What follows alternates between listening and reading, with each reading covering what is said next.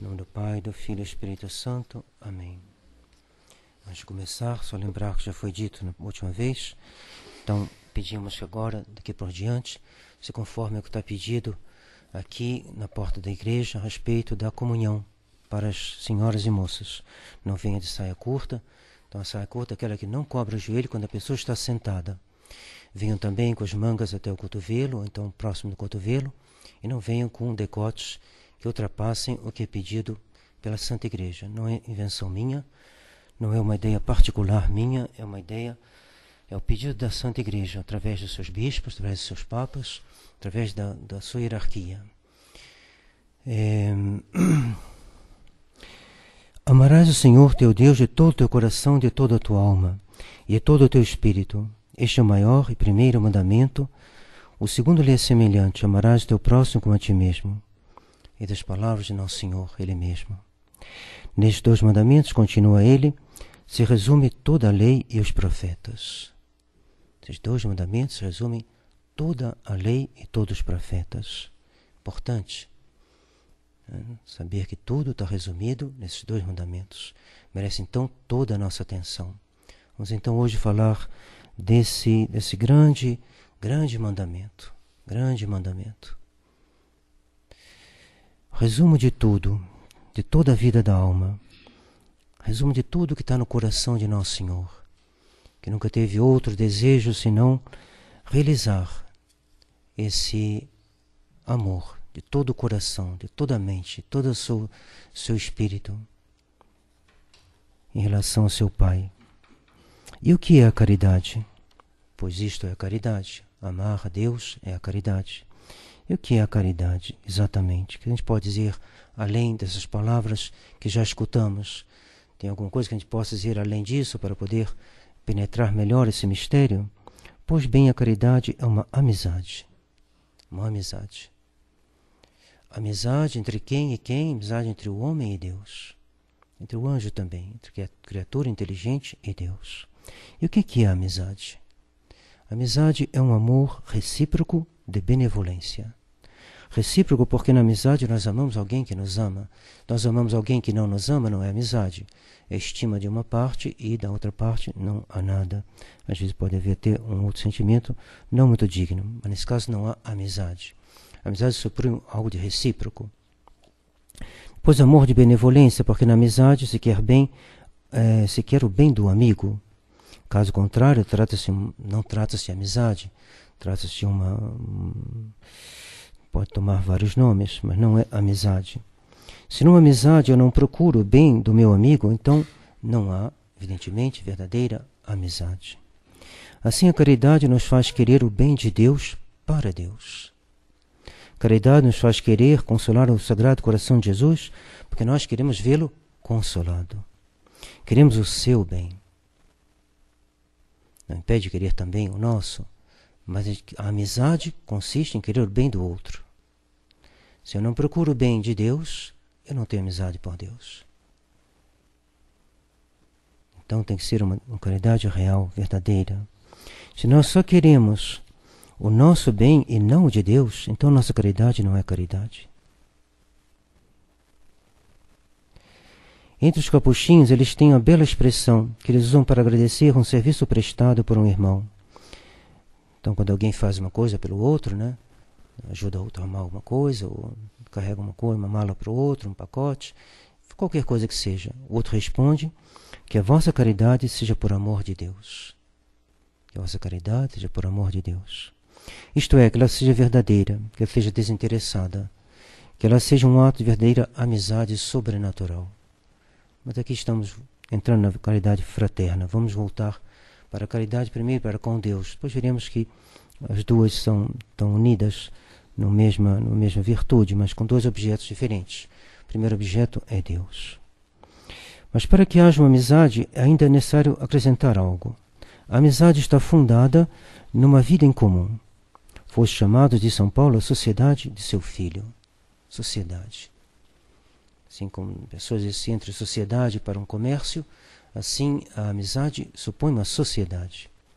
O amigo quer viver com seu amigo, perto do seu amigo. Ele quer, Lúcia, Francisco e Jacinta Queriam sempre estar juntos. Por quê? Porque eram amigos. Gostavam de ir levar os rebanhos juntos. Por quê? Porque eram amigos. O amigo procura o amigo. Ele vive em sociedade. Sociedade com o Filho, mas também com o Pai e o Espírito Santo. Essa é a razão da vida contemplativa. Contemplativo é aquele que procura a sociedade com o Pai, o Filho e o Espírito Santo. Por isso ele se libera dos afazeres do mundo para ficar num lugar onde ele possa se viver na companhia do Pai, do Filho e do Espírito Santo. Nosso Senhor nos deu possuir em comum seu próprio corpo, sangue, alma e divindade. Próprio do amigo, bota em comum.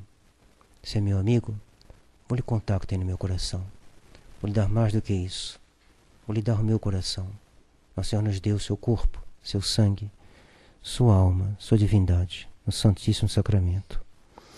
Nosso Senhor nos elevou a sermos participantes da natureza divina. Tu vai participar da minha natureza, próprio do amigo, próprio da amizade. O amigo dá ao outro o que ele tem de melhor. Deus nos deu o que ele tem de melhor, que é a sua natureza. Participação à sua natureza. Este é o fundamento desta sociedade com o Pai, o Filho e o Espírito Santo. Por isso São Paulo nos exorta para que nossa conversação, isto é, nossa vida, esteja nos céus. Que nossa conversação esteja nos céus, diz ele. Isto é, que a gente viva dessa amizade, que a gente procure essa amizade, e que a gente possa viver, que ela seja o centro das nossas preocupações. Essa inclinação, meu amor é meu peso, dizia Santo Agostinho. O peso é aquilo que inclina.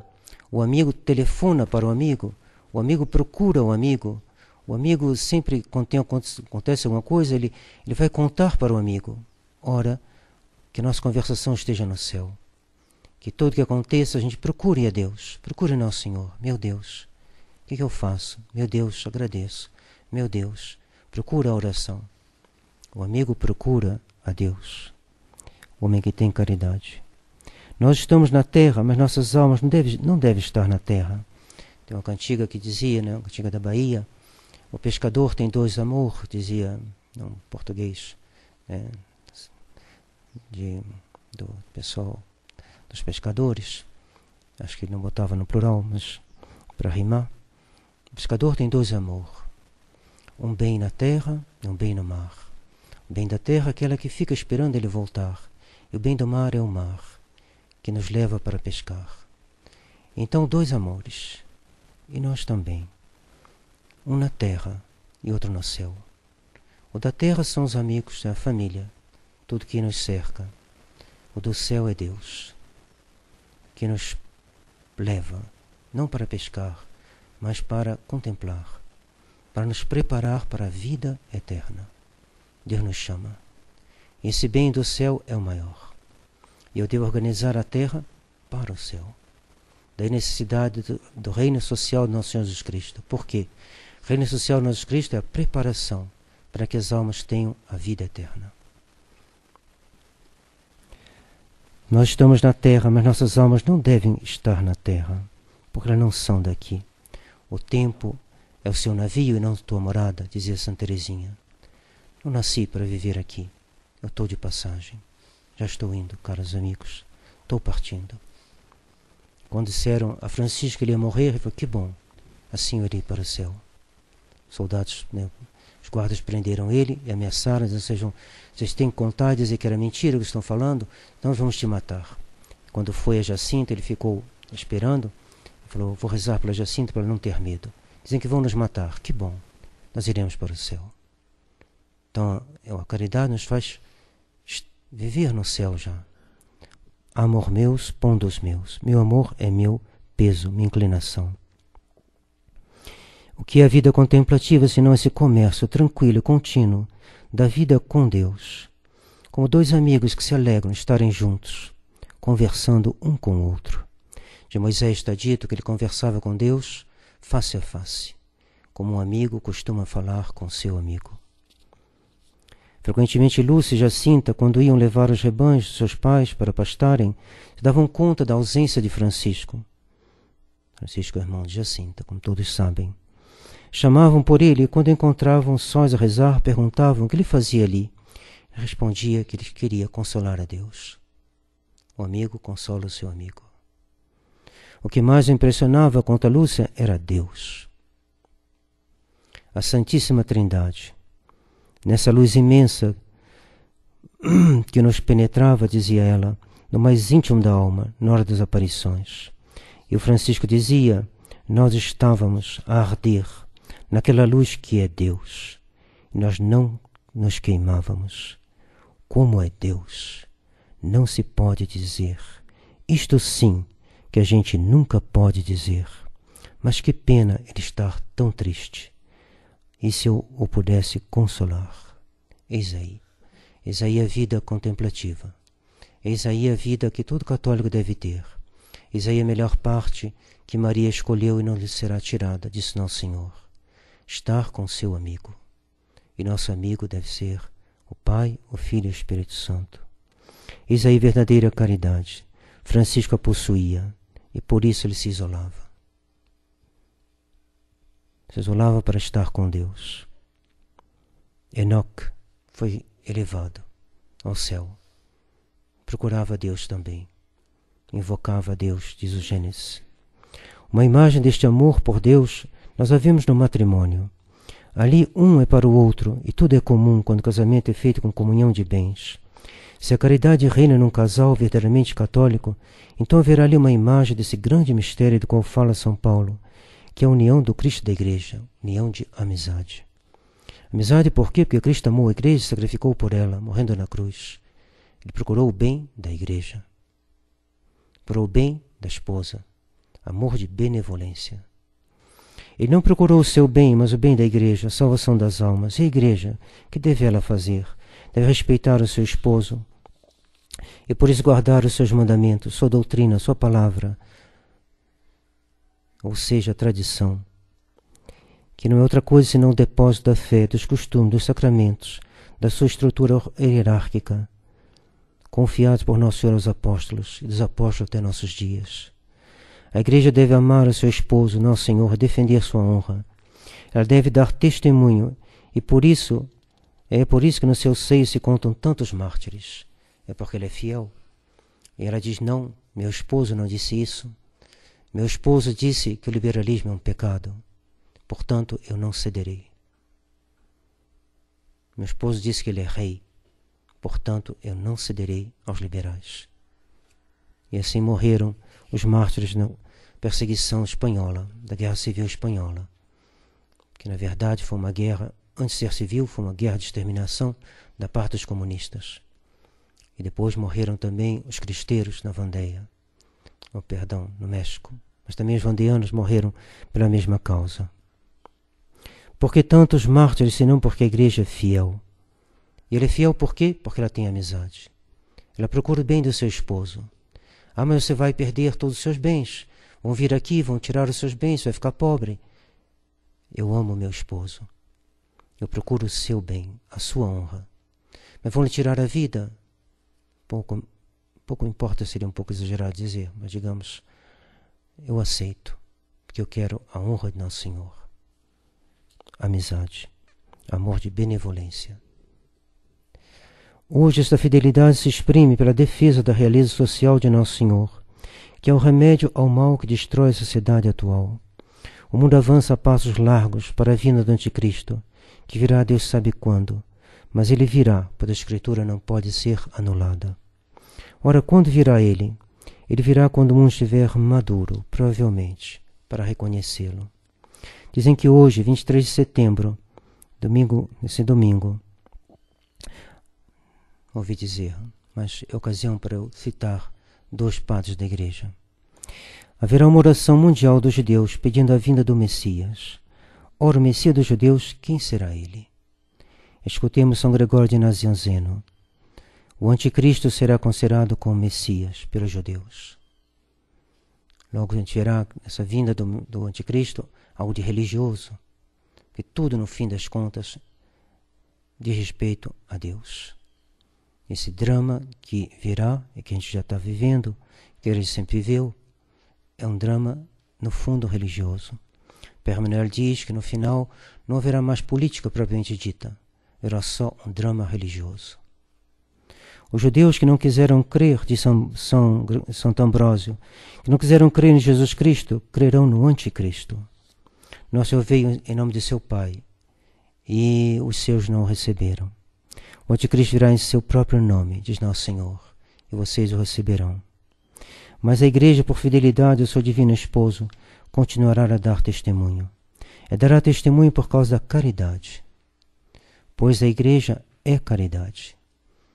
Tudo é caridade, pela caridade, para a caridade na igreja de São Francisco de Sales. A igreja vive da caridade. Ela tem, por assim dizer, o monopólio da caridade. E toda a caridade que existe no mundo sai das suas entranhas. Porque Jesus Cristo é a igreja. E nada de santo há no mundo que não provenha de Nosso Senhor, do seu coração transpassado. Os amigos têm sempre algo em comum, e é isto que eles têm, e aquilo que eles têm em comum é que os une. Ora, entre Deus e a igreja, entre Deus e os santos, há em comum, o que há em comum é Deus Ele mesmo. É a caridade de Deus, pois Deus é a caridade. E isso que Ele põe em comum conosco. Por isso que o cristão é alguém diferente.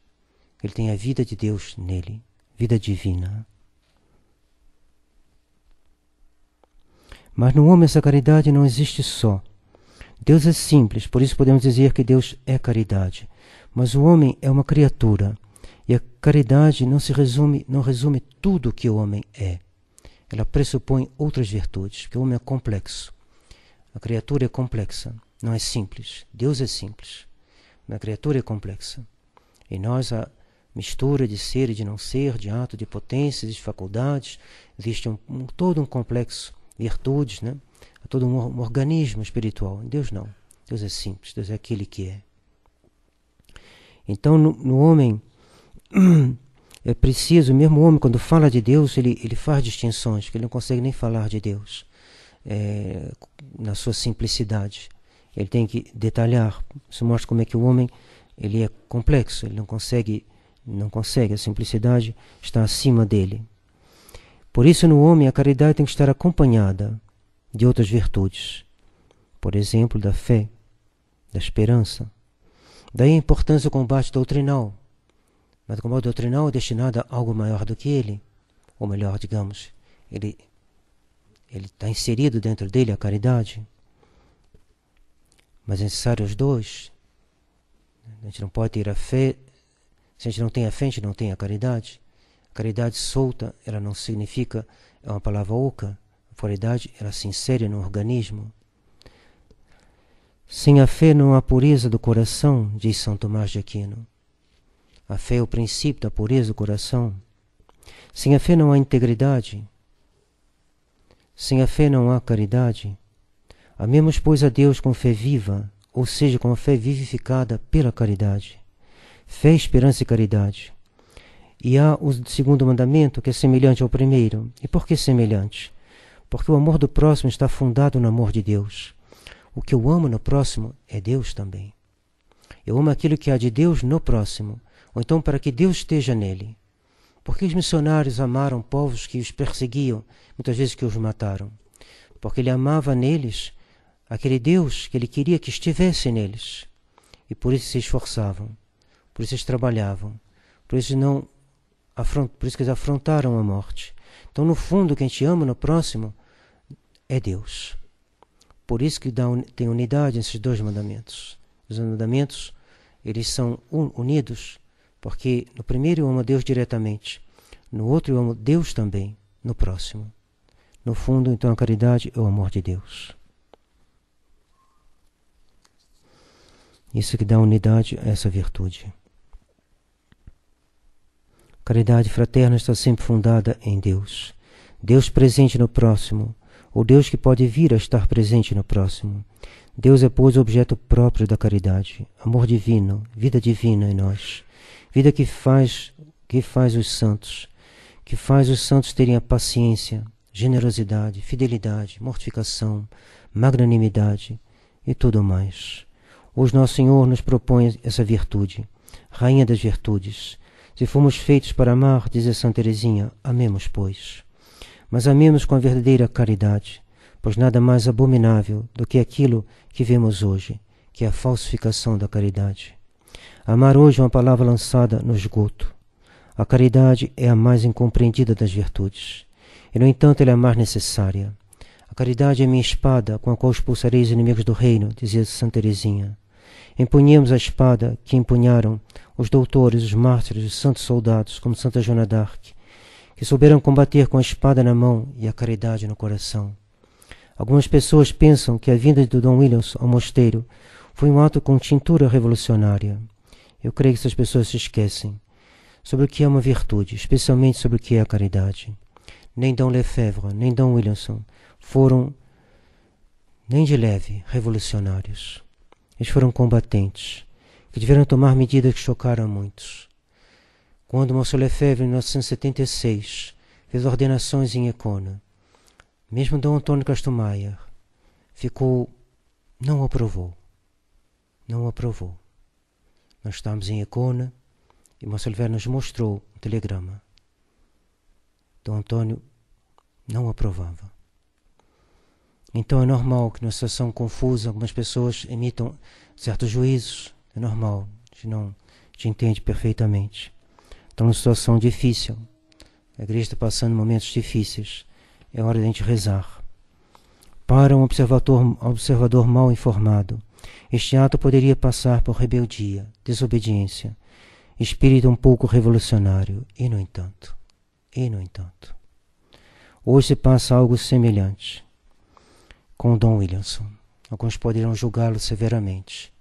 É um rebelde, desobedece a Monsieur Feller. Eu penso que a questão é mais complexa. Mas é compreensível que alguns se inquietem e não entendam. De fato, a situação é complexa. Onde encontrar a luz e a solução? Penso que no exercício da santa caridade. Santa caridade para com Deus, no comércio íntimo com Deus. Monsieur Lefebvre dizia, é um bispo que fazia oração. Oração, especialmente oração mental. Essa oração mental na qual Deus se comunica à alma, no silêncio da contemplação. Santo Afonso Ligório diz que tem duas coisas incompatíveis: a meditação, a oração mental e o pecado. Ou a pessoa abandona a oração mental e fica no pecado, ou então ele abandona o pecado para ficar na oração mental.